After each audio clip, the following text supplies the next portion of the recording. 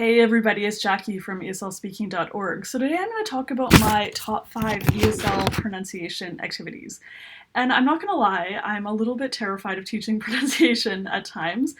Generally I would skip over those sections in the textbook. However, there are a few games and activities that I like to do that makes it a little bit more interesting and less intimidating for myself as well. The first one is minimal pairs bingo. So a minimal pair are two words that differ by only one sound. So pit and pat, or bet and bat. They differ by only one little bit.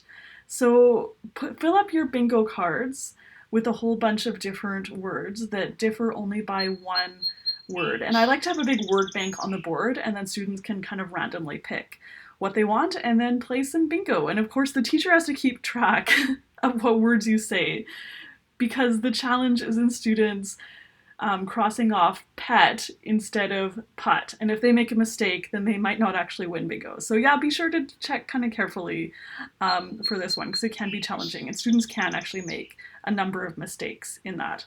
All right, the next one is running dictation. So this is a group or team activity. So come up with a dialogue that has some kind of tricky pronunciation things. It can be like minimal pair stuff, or it can be just words that are kind of hard to pronounce that you've been working on. And then in groups, one person, so paste each sentence around the classroom. One person goes around the class reading them, and then they have to come back to their partner, who's the writer, and then they say it, and their partner dictates it. When they've gotten all the sentences from around the classroom, they have to put the conversation together into the correct order. And the first team to complete it with fewer than however many errors you say, I usually say 1 or 2, is the winner. All right, next is pit, pat, putt. So this is kind of a fun way to really focus on pronunciation and listening skills. So put a whole bunch of words on the board that are very, very similar to each other. And then you can assign each of them a number.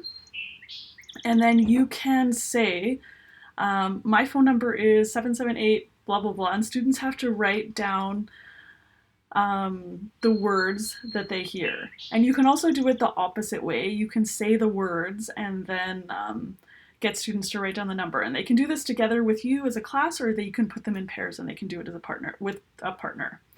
All right, next one is fly swatter. So put down a bunch of like minimal pairs and very similar words on the board, and one person from each team comes up to the front and they each get a fly swatter. And then the teacher can say a word or have another student even say a word.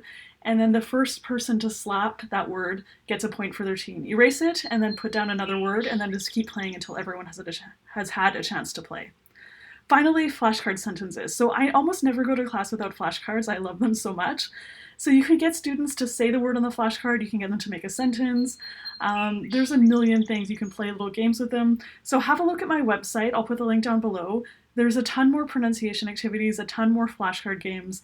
You won't run out of ideas for teaching pronunciation. All right, if you like this video, please hit like, subscribe. I'll catch you next time. Bye, everybody.